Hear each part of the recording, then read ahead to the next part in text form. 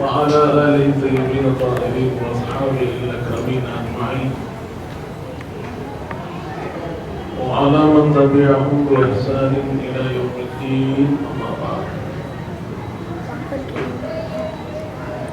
وقال تعالى في شأن حبيبه الكريم: إن الله وملائكته يصلون على النبي يا أيها الذين آمنوا صلوا عليه وسلموا تسليما. اللهم صل على سيدنا محمد وعلى آل سيدنا محمد وبارك وسلم. برادران عزیز،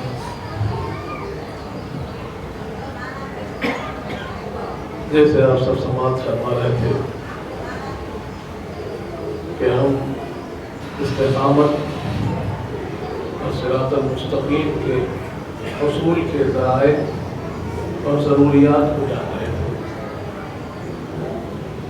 ہمیں بتایا گیا کہ 4 چیزیں ایسی ہیں کہ جن کے حصول سے آدمی صراط المستقیم یعنی سیدھا جو اللہ کا راستہ ہے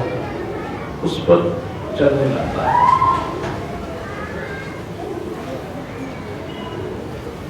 اس کے اندر سب سے پہلے ہم نے جانا کہ بندہ مومن کے لیے یہ بات ضروری ہے کہ وہ اللہ کے حکم کا پابند ہو جائے، کہ جیسے اللہ کا حکم ہو ویسے ہی اس کی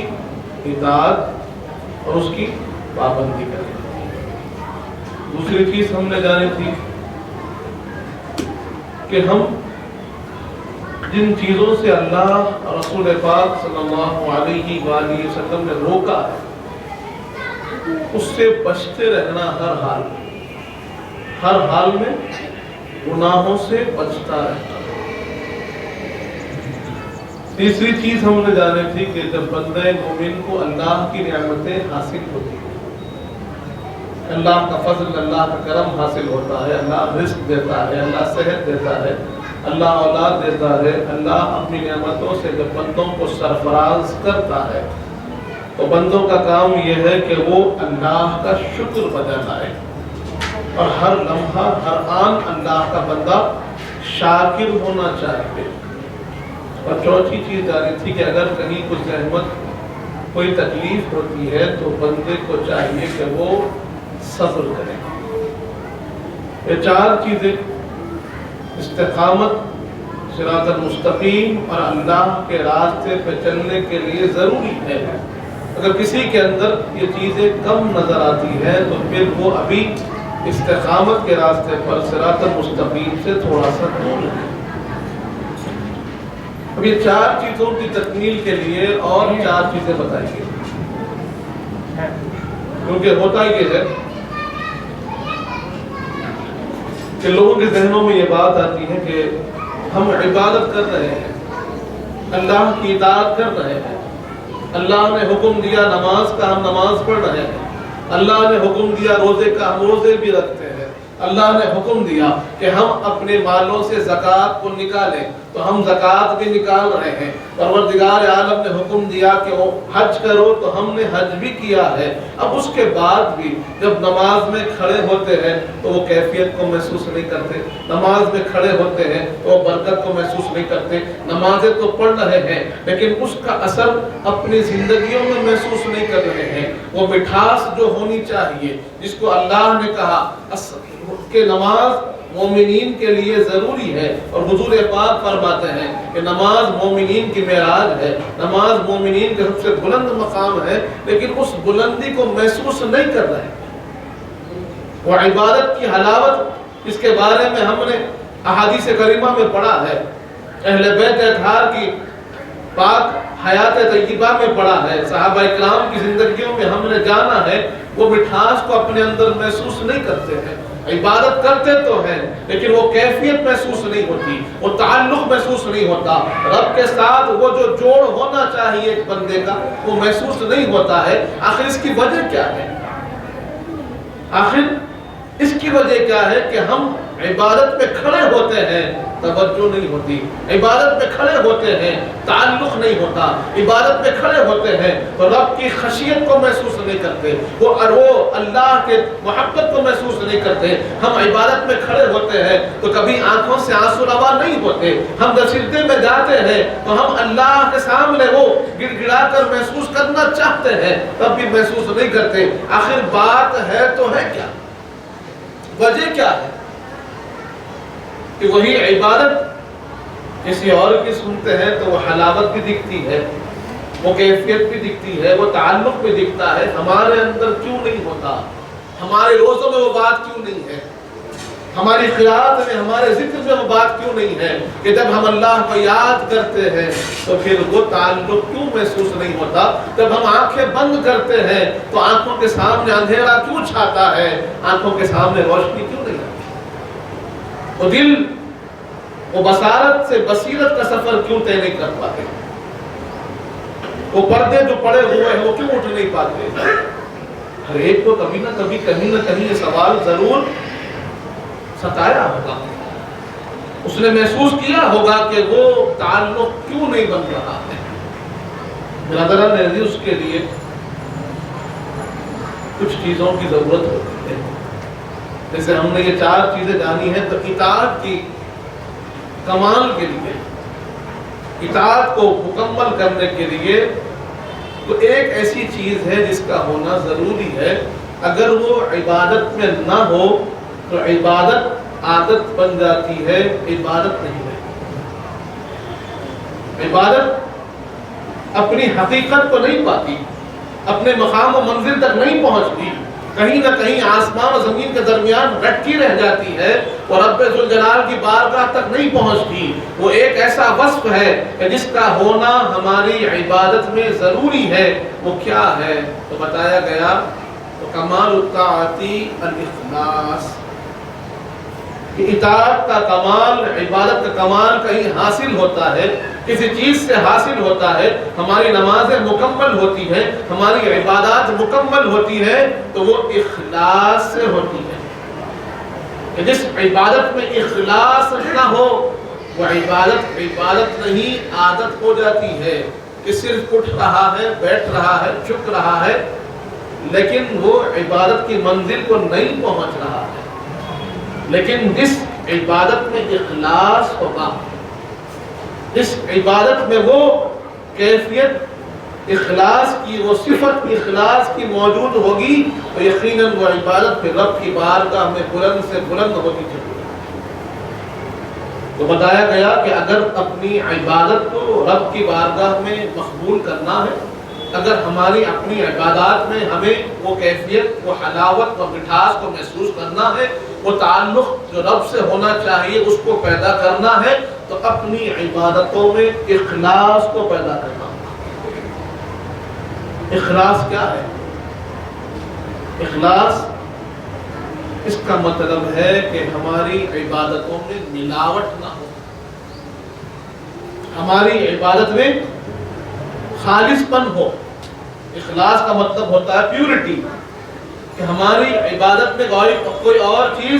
نہیں ملنا۔ ہم کہتے ہیں کہ کہاں ملتی ہے، ہم نے کب کسی کے ساتھ اور کہاں ملاوٹ کی ہے؟ تو ملاوٹ کا مطلب نعوذ باللہ شرک نہیں ہے۔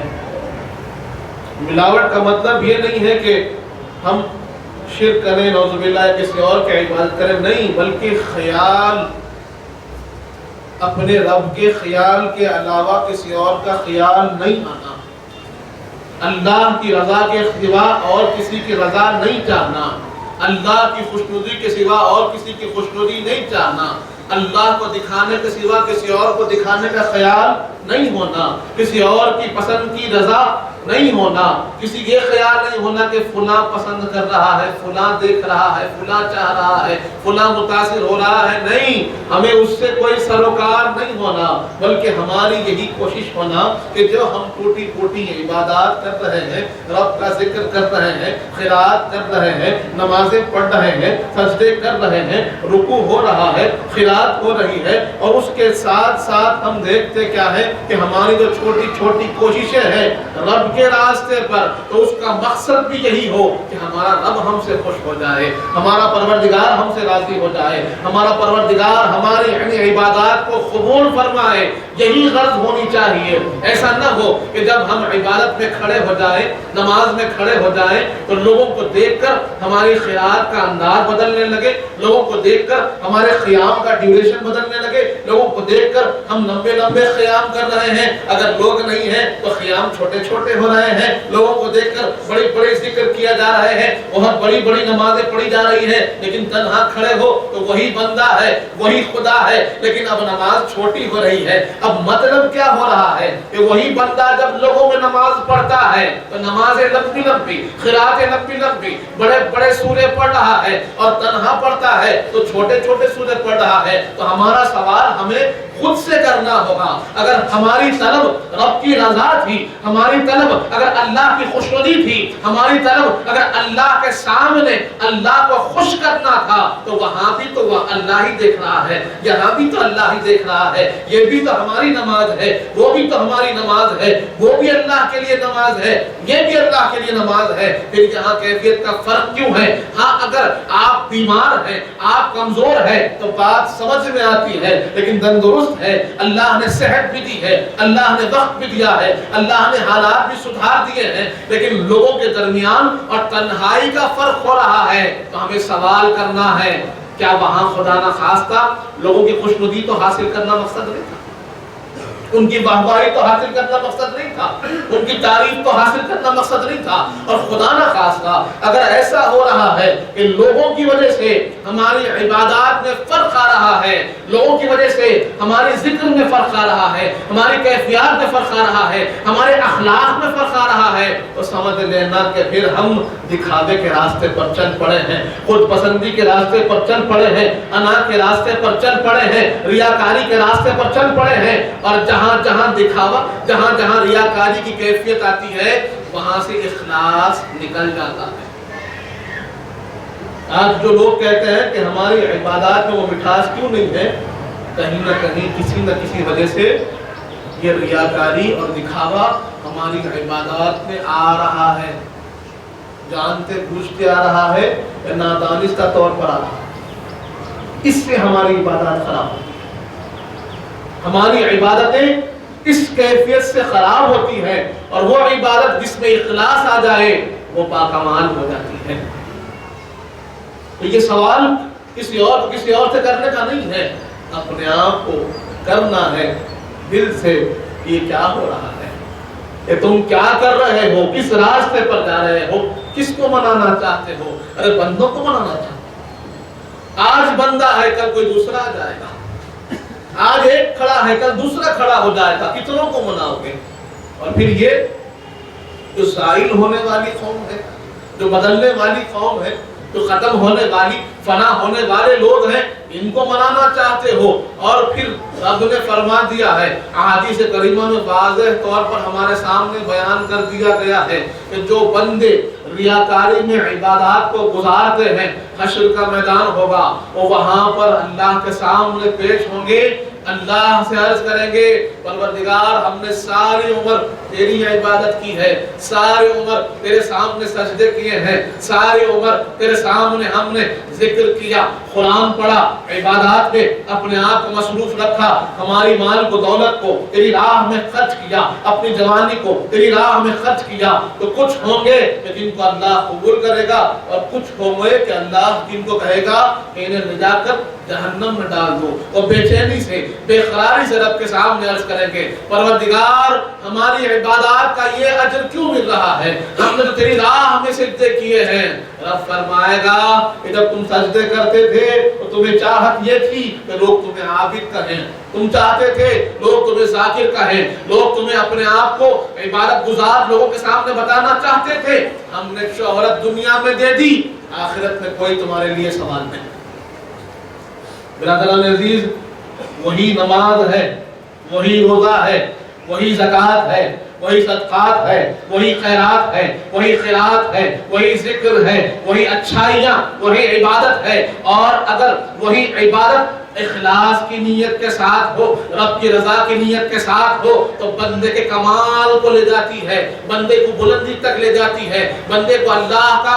خاص بندہ بنا دیتی ہے، اور رب کی رضا سے وہ جنت کے اعلیٰ مقام پر فائز ہو جاتا ہے۔ لیکن وہی بندہ سجدہ کر رہا ہے، وہی سجدے ہو رہے ہیں، لیکن خدا نخواستہ اس میں ریاکاری آ جائے، دکھاوا آ جائے، تو پھر وہ نمازیں ہمارے لیے فائدہ بخش نہیں ہوتی، وہ عبادات ہمارے لیے فائدہ بخش نہیں ہوتے۔ اس لیے بارہا بتایا گیا کہ اپنی عبادات میں اخلاص کو پیدا کریں۔ عبادت چھوڑنا نہیں ہے، عمل چھوڑنا نہیں ہے، عمل کرتے رہنا ہے، عبادت کرتے رہنا ہے، رب کے سامنے اپنے آپ کو پیش کرتے رہنا ہے، اور جہاں جہاں کہیں خیال آئے بندوں کا، جہاں جہاں خیال آئے اپنی خوشی کا، جہاں جہاں خیال آئے اپنی اچھائی کا، تو وہاں پر بدلنا ہے کہ نہیں، میں کچھ نہیں ہوں، میرا رب ہے۔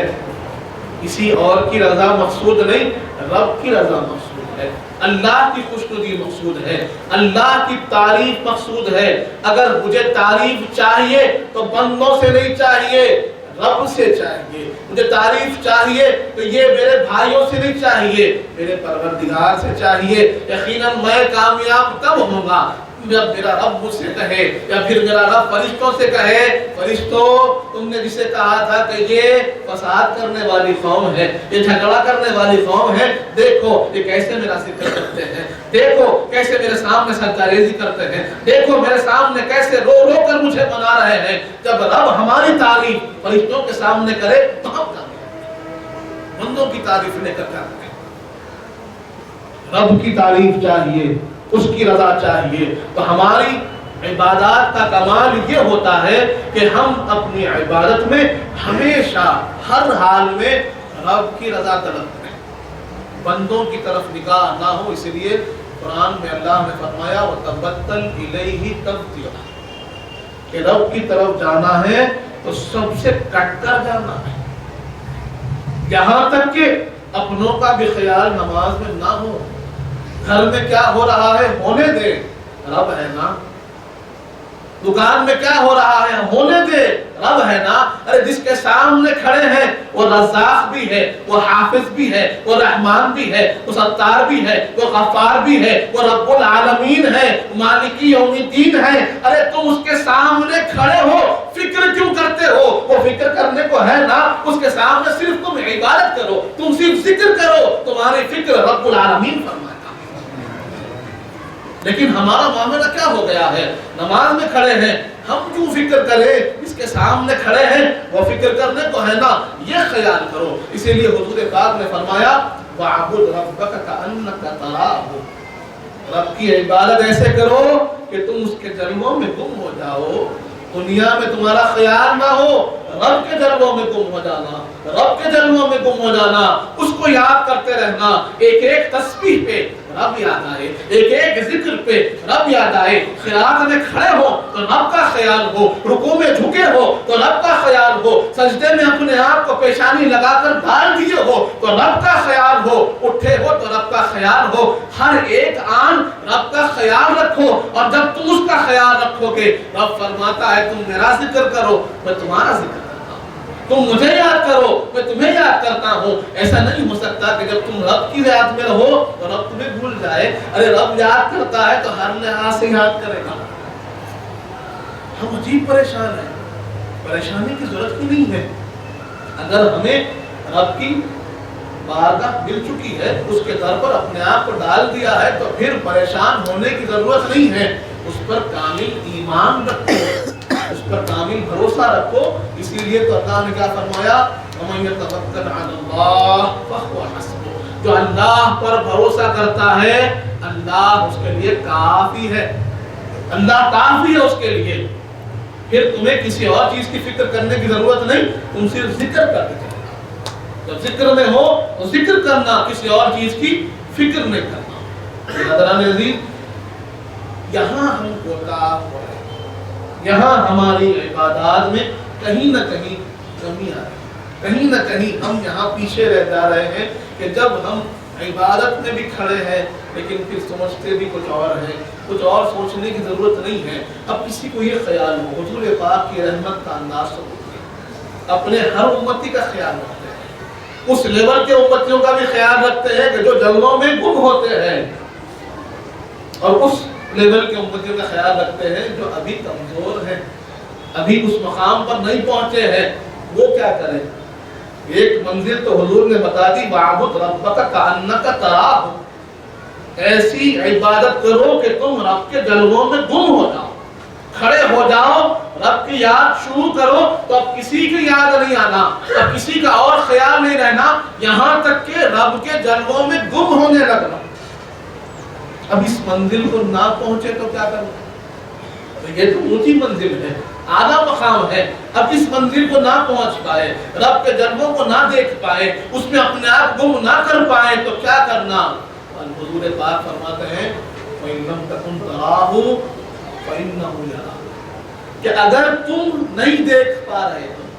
ابھی تمہاری آنکھوں میں یہ تاب نہ آئی، یہ صلاحیت نہ پیدا ہوئی کہ رب کے جلووں کو دیکھنے لگو، رب کے جلووں میں گم ہونے لگو، تو پھر کیا خیال کرے؟ تو حضور پاک فرماتے ہیں یہ خیال کرو کہ وہ تمہیں دیکھ رہا ہے، تمہارا رب تمہیں دیکھ رہا ہے، رب کے سامنے کھڑے ہو، اس کی نگاہوں میں تم موجود ہو، اس کی نظروں میں تم موجود ہو، اس کے دیدار سے مشرف نہ ہو تو یہ دیکھو کہ وہ تمہیں دیکھ رہا ہے، رب کے سامنے موجود ہو، اس موجودگی کا خیال رکھو، رب کے سامنے پیش ہو رہا ہوں، اس پیش ہونے کا خیال رکھیں اور اپنی عبدیت کو رب کے سامنے ظاہر کرتے رہیں۔ تو شروعات یہاں سے ہوگی انشاءاللہ، یہ خیال سے ہم شروعات کریں کہ ہر حال میں ہر تسبیح کو رب سن رہا ہے، میرے اٹھنے بیٹھنے کو رب دیکھ رہا ہے، اور رب کے خیال کے ساتھ جب نماز شروع ہوگی اور اسی خیال پر ختم ہوگی تو ایک مقام یہ بھی آئے گا کہ یہی بندہ جسے ابھی رب کے جلووں کا اندازہ نہ تھا، رب اپنے جلووں کا اندازہ بھی عطا فرمائے گا، وہ دیدار بھی عطا فرمائے گا، اس کے لیے بندہ پیدا ہوا۔ لیکن ہماری کوششیں اس طرف نہیں جا رہی ہیں۔ آج لوگ کہتے ہیں ہم پریشان ہیں، کیوں پریشان ہو؟ اسی لیے کہ جو حق ادا کرنا ہے اس میں کوتاہی کرنا ہے، جو فکر ہونی ہے 10 منٹ جیسے ادا ہونے چاہیے نہیں ہو رہے ہیں، وہ نماز 4 رکعات جیسی ادا ہونی ویسی نہیں ہو رہی ہے، اس لیے کوتاہ ہے، ورنہ تو پھر حضور فرماتے ہیں الصلاۃ معراج المؤمنین، نماز مومنین کی بلندی بلندی بلندی کا مقام ہے۔ کیوں نہیں مل رہی بلندی؟ کیوں نہیں مل رہی کامیابی؟ جبکہ اللہ فرماتا ہے حی علی الفلاح، آ جاؤ کامیابی کی طرف آ جاؤ، کہ لوگ کہیں کہ کامیابی کیوں نہیں مل رہی ہے؟ کیونکہ تم نے صلاۃ کو نہیں سمجھا، کامیابی کی طرف تو رکھتے ہو، تو حی علی الصلاح ہے، اس صلاح کی تکمیل کو ہم نے نہ کیا، اس کے مکمل اس کو ہم نے جیسے ادا کرنا تھا نہ کیا، اس لیے کامیابی نہیں مل رہی ہے۔ جیسے ادا کرنے کا حق ہے اس کی کوشش کرو، کامیابی قدموں میں ہوئی۔ برادران عزیز، اسی لیے بتایا گیا کہ اطاعت میں سب سے اہم چیز، عبادت میں سب سے اہم چیز، آپ کے صدقات میں، آپ کے خیرات میں، آپ کے ذکر میں، آپ کے خیرات میں سب سے اہم چیز کوئی ہے، اخلاص ہے۔ ان تمام کا مقصد ایک ہی ہونا چاہیے کہ میرا رب مجھ سے خوش ہو، کسی اور کی خوشنودی ہم کو طلب نہیں ہے۔ اور ایک بات عرض کر دوں،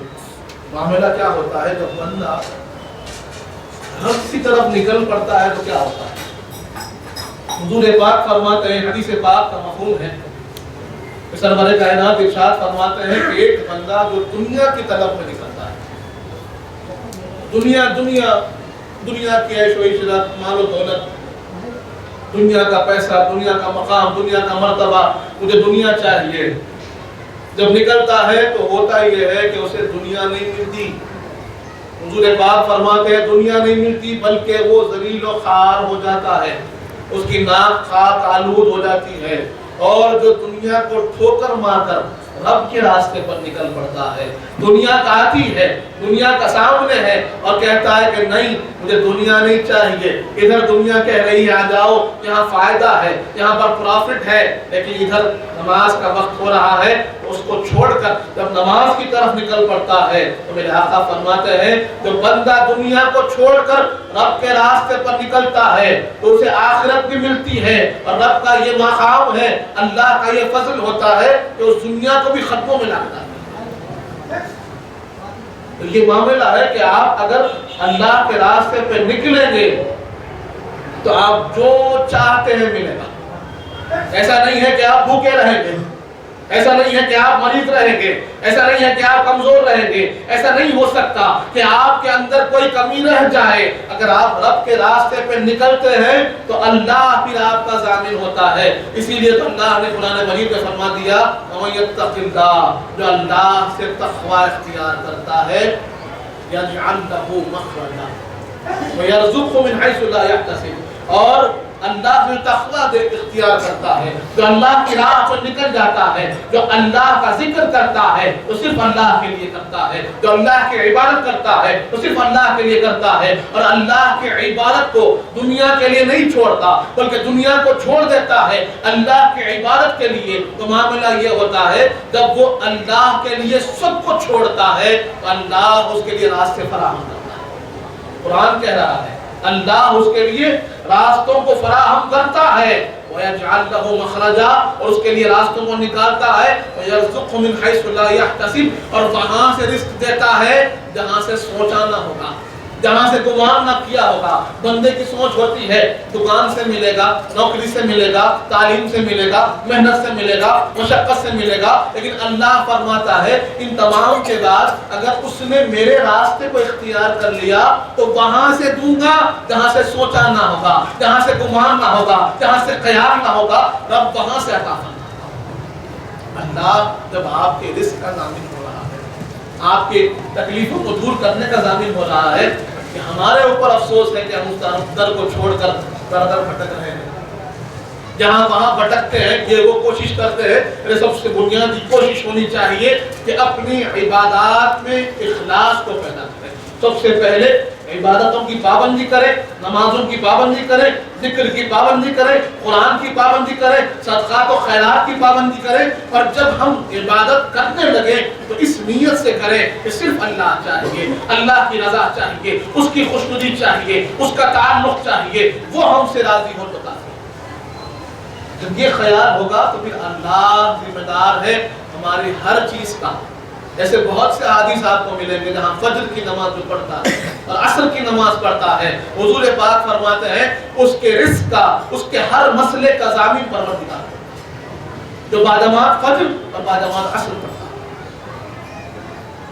कई ऐसे रिवायत मिलते हैं जहाँ पर जो बंदा सिर्फ नमाजों का पाबंद हो जाए अल्लाह उसके रिस्क का जिम्मेदारी अपने ऊपर रखता है। इससे बढ़कर क्या बात हो। हज़रात अज़ीज़, बंदा समझता है कि सब कुछ इसके हाथ में है, इसके हाथ में कुछ नहीं है,